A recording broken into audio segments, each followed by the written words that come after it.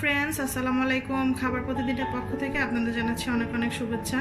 আজকে যে রেসিপিটি আমি করে দেখাবো তা হচ্ছে সবজির পাতলা খিচুড়ি। আশা করি রেসিপিটি আপনাদের সবার ভালো লাগবে। এখানে মসুরের ডাল নিয়েছি 1 কাপের মতো, ধুয়ে পরিষ্কার করে নিয়েছি। বুটের ডাল নিয়েছি 1.5 কাপের মতো, এরকম আধা সিদ্ধ করে নিয়েছি। মটরশুঁটি নিয়েছি 1.5 কাপ, আর 2টা গাজর এরকম কেটে নিয়েছি। চাল নিয়েছি আতপ চাল আর পোলার চাল, দুটো মিক্স করে প্রায় 1.5 কেজির মতো নিয়ে এরকম স্ট্রেনারে ধুয়ে ঝরিয়ে নিয়েছি। আমি একটি পাত্রে তেল দিয়ে দিয়েছি 1/3 কাপের মতো। তেলটা গরম হচ্ছে, তেলের ভিতরে আমি অ্যাড করছি 1/3 কাপের মতো ঘি। এর ভিতরে আমি দিয়ে দিচ্ছি 8টা দারচিনি, 4টা দারচিনি, 8টা এলাচ, লবঙ্গ 8টা, 12টা গোলমরিচ আর 4টা তেজপাতা দিয়ে দিচ্ছি। সামান্য নেড়ে দিচ্ছি।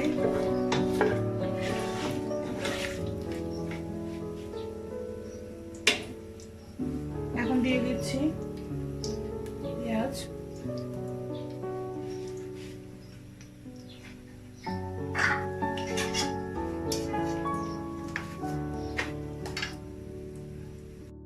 এক কাপের মতো।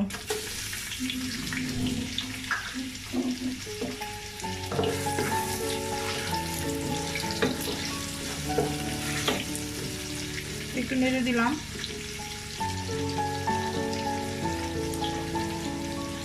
আর সামান্য একটু পেঁয়াজ দিয়ে দিলাম, প্রায় 1/2 কাপের মতো। চুলার আঁচটা মিডিয়ামে রেখেছি। পেঁয়াজটা একটু সামান্য ভেজে নিচ্ছি, ভাজা পর্যন্ত অপেক্ষা করছি। পেঁয়াজটা ভাজা হয়ে গেছে। এখন দিয়ে দিচ্ছি স্বাদ অনুযায়ী লবণ, প্রয়োজনে আবার পরে দিব। দিয়ে দিচ্ছি 7-8টা কাঁচামরিচ ফালি, একটু নেড়ে দিচ্ছি।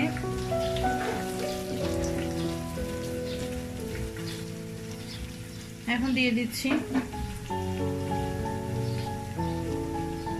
1.5 টেবিল চামচের মতো আদা, 1 টেবিল চামচ রসুন, আর শাহি জিরা আর কাঁচা জিরা, নর্মাল জিরা যেটা সেটা একসাথে পেস্ট করে নিয়েছি 1 টেবিল চামচের মতো দিয়ে দিচ্ছি।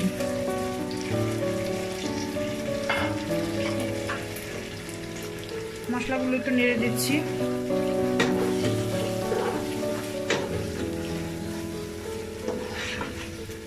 আদা রসুনগুলো একটু ভালো করে কষিয়ে নিচ্ছি, না হয় কাঁচা গন্ধটা থেকে যাবে। মশলাগুলো কষানো হয়ে গেছে।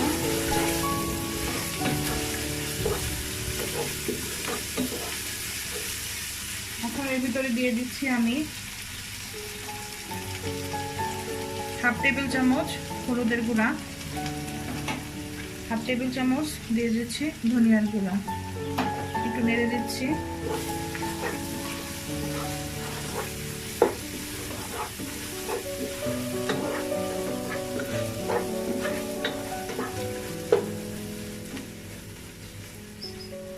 সামান্য একটু পানি দিয়ে দিচ্ছি কষানোর জন্য, 1/2 কাপ পরিমাণ।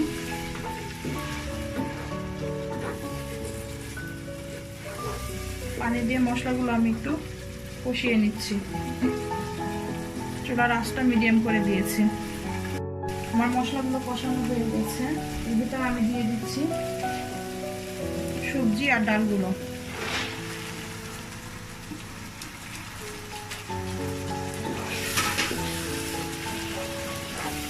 কষিয়ে নিচ্ছি।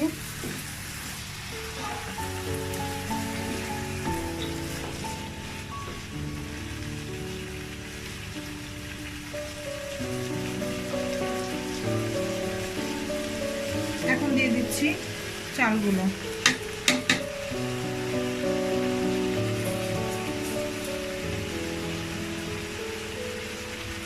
চাল, সবজি, ডাল আমি এগুলো সবগুলো একসাথেই কষিয়ে নিব ধৈর্য ধরে আস্তে আস্তে বেশ কিছুক্ষণ,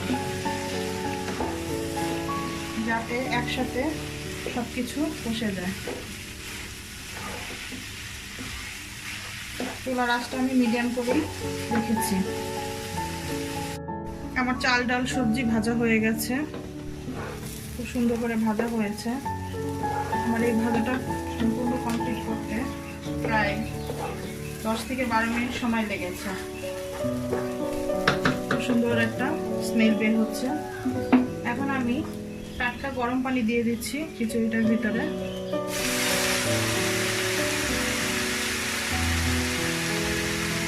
আস্তে আস্তে করে আমি আরো পানি দিয়ে দিচ্ছি। সব পানি দেওয়া হয়ে গেছে, চুলার আঁচটা আমি বাড়িয়ে দিয়েছি। এখন ঢাকনা দিয়ে ঢাকবো না, একটা বলক আসলে তারপর আমি ঢাকনা দিয়ে ঢেকে আস্তে আস্তে চাল ডালগুলো সিদ্ধ করব। এখানে পানির কোনো পরিমাণ নাই, যেহেতু আমি পাতলা খিচুড়ি রান্না করব সেহেতু আমি পুরো হাঁড়িটাতেই পানি ভরে দিয়েছি আর সম্পূর্ণ টাটকা গরম পানি দিয়েছি। এখানে 2 কেজির চালের পোলাও রান্না করা যায় এরকম একটা হাঁড়ি আমি এখানে নিয়েছি। তো পুরো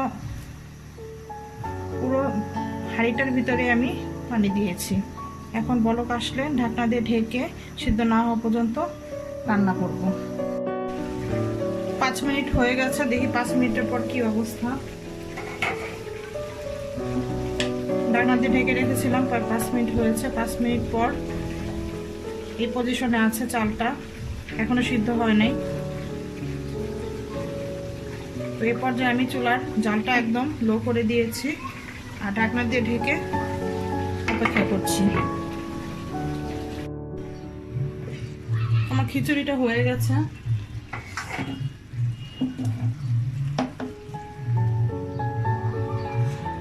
চালগুলা, সবজিগুলা, ডালগুলা খুব সুন্দরভাবে ফুটে গেছে। এখন আমি এ থেকে ঝোল আর টানছি না, এর ভিতরে দিয়ে দিচ্ছি ধনিয়া পাতা কুচি।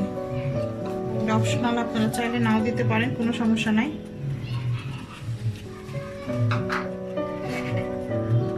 ঢেকে দিচ্ছি, নামিয়ে পরিবেশন করছি। হয়ে গেল আমার সবজি দিয়ে পাতলা খিচুড়ি। আশা করি রেসিপিটি আপনাদের ভালো লেগেছে। যদি ভালো লেগে থাকে তাহলে অবশ্যই আমাকে লাইক, শেয়ার, কমেন্টস করবেন, সাবস্ক্রাইব করবেন। সাবস্ক্রাইবের পাশে বেল আইকন বাটনটি ক্লিক করবেন, এতে করে আমার চ্যানেলের সমস্ত আপডেট আপনারা সহজেই পেয়ে যাবেন। আজকে যে খিচুড়িটা আমি রান্না করেছি তা আমি মুরগির মাংস দিয়ে পরিবেশন করেছি। আর এই মুরগির মাংসের রেসিপিটি আমার ভিডিওতে আছে, ডেসক্রিপশন বক্সে তার লিঙ্ক দেওয়া থাকবে, আপনারা চাইলে দেখে নিতে পারেন। তো আজকে এই পর্যন্তই, আল্লাহ হাফেজ।